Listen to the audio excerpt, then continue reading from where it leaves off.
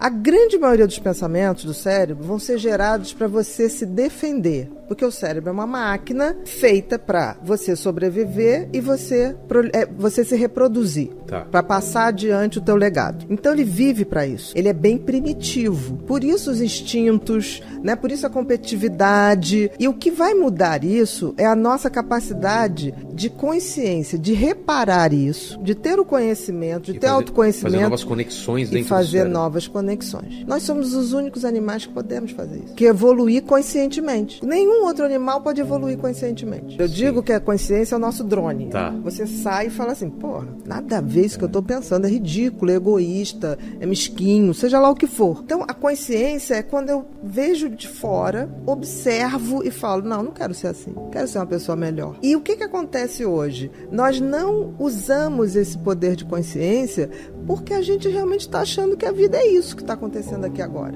Que é só isso, né? É o coisa no Matrix que você quer a pílula vermelha ou azul. É. A vermelha vai te dar a verdade. A vermelha vai te dar a verdade, mas e aí? Você vai conseguir conviver com a verdade? E a azul vai te deixar nesse mundo tranquilo. Tudo mas que você não está indo a lugar nenhum. É. Você está na massa. E a massa é uma coisa muito perigosa. Tá indo com a manada, né? Com a manada. Para mim, todo mundo pode estar indo para qualquer lugar. Eu vou de acordo com o meu senso de tô mantendo a minha trilha. Quando você vai na massa, você já está alienado. Eu não tenho o menor problema de estar na contramão. Vamos supor assim, o que é felicidade para o sol? Se você tivesse que chutar, para que o sol existe? Para iluminar, para aquecer. Para iluminar, para aquecer, para gerar vida. O que é felicidade para uma macieira? Dar frutos. É o propósito, então? Claro. Qual é então, o propósito? Então, quando você atinge o seu propósito, essa é a felicidade plena. Claro. Agora, qual o propósito do ser humano? Porque assim, nascemos todos humanos. Agora, virar ser humano é um processo de construção. Tanto que eu digo no livro que felicidade é verbo, porque você tem que praticar. Se o sentido da vida do sol é aquecer, o sentido da vida da macieira é dar maçã, qual o sentido da minha vida? Nós estamos aqui, por exemplo, para evoluir e não para ser feliz. Então, no momento que eu coloco assim, qual é a minha missão? E eu trilho o caminho para chegar nessa missão, eu estou sendo feliz. Eu estou gerando o que a natureza espera de mim. A natureza espera de mim. Tanto que as coisas inúteis acabam com o tempo. A natureza não suporta inutilidade. Por exemplo, as coisas que são concretas e verdadeiramente feitas de boa intenção, elas quase são eternas. Tem um ditado que diz assim, todo mundo teme o tempo teme as pirâmides do Egito. Por quê? As pirâmides do Egito foram feitas com uma tal intensidade e intenção que aquilo vai estar lá. Daqui a 100, vai passar, 200, exatamente. Então, a natureza exige que tudo que você bote a mão, você o faça com uma missão, com propósito, com sentido. Porque senão, você está fora do game. O game da vida tem que ser um game de compartilhar, tem que ser um game de buscar o meu sentido e propósito. Aí você vai falar, tá, Bia, mas como é que eu sei? Porque o sentido tem a ver com o que lhe foi dado. Pra gente foi dado uma coisa chamada livre-arbítrio. E a capacidade de refletir e de pensar. Melhor. Porque todos os outros, por exemplo, o sol, ele não pode escolher. Não. Você já pensou se o sol levantar? Eu já não tô afim de aquecer vocês. Não. Um cachorro, ele não pode não ser o cachorro, exatamente. Como tudo ao redor. Mas com a gente é diferente. É verdade. A gente pode escolher. A gente pode escolher. Mas o que acontece? A gente esqueceu que a gente tem esse sentido e propósito. Porque o sentido tem a ver com o que a natureza te deu para que você saiba para onde você vai caminhar. Então o sentido tem a ver com os talentos e dons que a gente ganha. Tem a ver com aquela parábola dos talentos, lembra? Tem a ver. Dá o mesmo número de talentos para 3 pessoas, se eu não me engano. Aí um enterra, o outro faz render um pouco e o outro dobra, multiplica. Exatamente. E ele dá bronca no cara que enterrou. Claro. E pro outro ele dá mais talentos porque o cara multiplicou.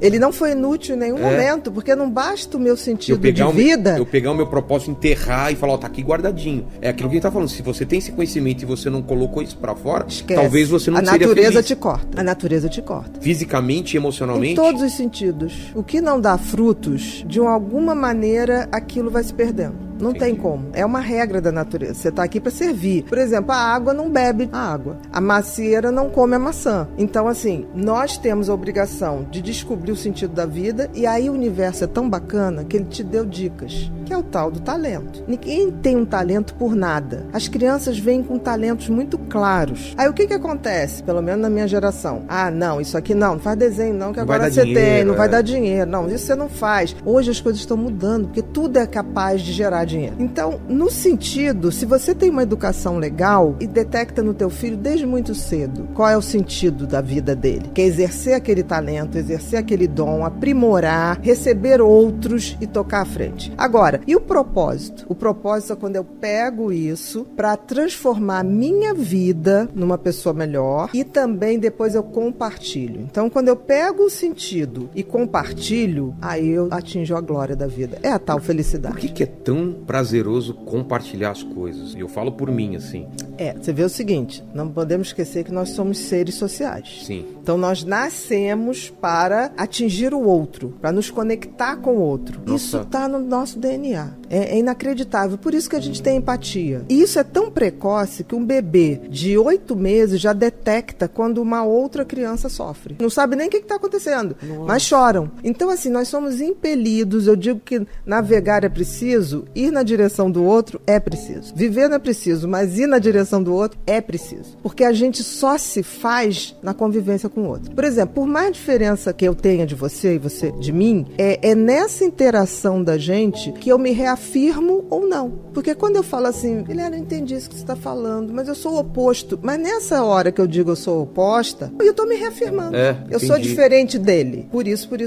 E a gente vive hoje, você falou das pessoas postarem tudo. Hoje existe grande parcela das redes sociais que postam para causar inveja no outro. E isso é triste. Tanto que uma das coisas que eu acho que afasta muito a gente dessa condição de ser humano, de compartilhar, é a tal da ostentação. A gente vive numa sociedade em que você está valendo pela grife que você usa. As grandes pessoas que têm milhões de seguidores são pessoas que ostentam uma vida que eu não sei nem se elas têm. Perfeita, o que a gente sabe que é uma mentira. Então, assim, existe hoje um movimento de massa onde as pessoas estão se iludindo. O Freud, ele dizia assim, as pessoas não querem a verdade. As pessoas querem a mentira. Porque a verdade faz você tomar uma atitude. Quem falou isso? Freud. A massa nunca esteve interessada na verdade. Mas ela não vive sem ilusão. E no final do livro, eu faço uma comparação do Matrix, que é isso também. O que a gente vive hoje, talvez eu digo que as pessoas estão procurando a felicidade. Primeiro, não sabe o que é. Estão procurando no lugar errado e no tempo errado. Porque assim, você só tem como ser feliz aqui e agora. Todo o resto não existe. O tempo que a gente tem de relógio é uma abstração. O tempo é uma entidade tão mequetrefe que ela não se sustenta. Por exemplo, eu posso vir aqui 20 vezes, mas nunca no mesmo tempo. Ela é uma entidade que não se sustenta. O que eu venho aqui, o espaço, eu venho aqui, eu posso vir aqui. Não, isso aqui é a casa do Vilela. Ponto. Mas nunca eu voltarei no mesmo tempo. Então, é uma entidade fluida. Como é que você define uma coisa? Você precisa para poder viver nesse mundo, se organizar. Mas isso aqui é uma abstração. O tempo da felicidade é o agora. É o agora. Aconteça o que acontecer, nesse exato momento, essa é a melhor coisa da minha vida que está acontecendo. Se eu não curtir esse momento agora, eu vou me arrepender mais pra frente de não ter curtido ele. Aí são aquelas pessoas que passam anos e ficam assim, quem roubou o tempo de mim? Ninguém roubou. Passou e você só não estava lá quando ele estava, entendeu? Então, assim, essa abstração que as pessoas fazem do tempo futuro, eu vou ser feliz quando eu me formar, eu vou ser feliz quando arrumar um emprego tal, eu vou ser feliz quando me casar, quando tiver filho, eu vou ser feliz quando me aposentar. Mas por que jogar a felicidade lá pra frente, né? Porque as pessoas acham que é isso, porque as pessoas têm parâmetros errados de felicidade. Eu vejo gente falar assim, quando eu me aposentar, não vou fazer nada. Cara, a natureza te elimina se você ficar fazendo nada. Você vai ter Alzheimer, entendeu? E vai ser eliminada do jogo. Você tem que viver para criar boas memórias. Eu só crio boas memórias se, por exemplo, eu tô aqui agora com você e eu fico assim, nossa, aquela cor, o som, o pessoal rindo, né? Você jogando a jujuba. Eu vou qualificando a minha memória. Entendi. Entendeu? Então, com por exemplo... sons, com cores, com tudo. Com gostos. Quando eu tô no meio de amigos e eu gosto muito de sorrir com as pessoas que eu gosto. E eu fico, às vezes, ouvindo a minha gargalhada. Eu falo, o dia que eu estiver triste, eu vou lembrar desse som. Legal. Eu vou lembrar desse som. Porque ali tá uma faixa que eu tenho que buscar. Eu tenho que criar essa intimidade, eu tenho que me conhecer a tal ponto que na hora que eu estiver vivendo um momento ou de paz de espírito, ou de satisfação, de alegria, de felicidade, eu tenho que pegar essas memórias e aumentar elas. Porque um dia eu vou precisar daquela frequência para poder voltar lá. Uma fotografia mental. Uma pesquisa que foi feita no Fórum Mundial botou o seguinte: a idade mais fácil das pessoas serem felizes é na infância, quando a gente não tem nenhuma expectativa sobre a tudo vida. Te surpreende. Até porque a criança não tem noção de tempo. Ele vive o momento imediato. Putz, que legal então, isso. Então, assim, né, a criança não tem essa coisa, ele não tem Ela expectativa. Não joga expectativa pra frente, né? Não, ele quer aqui agora. Ele gostou, vamos repetir. Porque eles não têm expectativas sobre expectativas que a gente tem sobre eles. As crianças que não têm expectativa do que a gente pensa sobre eles, é fantástico. E outra idade melhor pra ser feliz é a partir dos 60 anos. Porque aí você já tá naquela seletividade, tipo assim, caguei porque os outros pensam de mim. Meu tempo vai acabar, eu não tenho mais todo o tempo do mundo, eu não vou perder. O meu pai fala pra ela, mas você vai assistir 3 filmes num dia? Ela fala, vou. Por quê? Porque eu posso. Isso é genial. Exato. Porque assim, a predisposição dela pra felicidade é muito maior do que quando ela tinha 30, 40. Entendeu? Então assim, a gente tem que aprender com quem tem mais de 60 e com quem tem menos de 10. E é tão interessante que quanto mais a gente tem autoconhecimento, quanto mais a gente tem conhecimento da espécie humana, da história da humanidade, que é tão cíclica, né? Eu vejo gente sofrendo por momentos históricos, eu falo, isso vai passar. Porque já passou. A gente já viveu a Idade Média. A gente já viveu guerra. Isso tudo se repete. É uma onda de repetição. Então, eu acho que a idade, quando você junta autoconhecimento com conhecimento, você tem uma bagagem que você olha e fala assim, isso já aconteceu. E só tá mudando o tempo. Tem uma coisa, acho que aí vem a tal da sabedoria, né?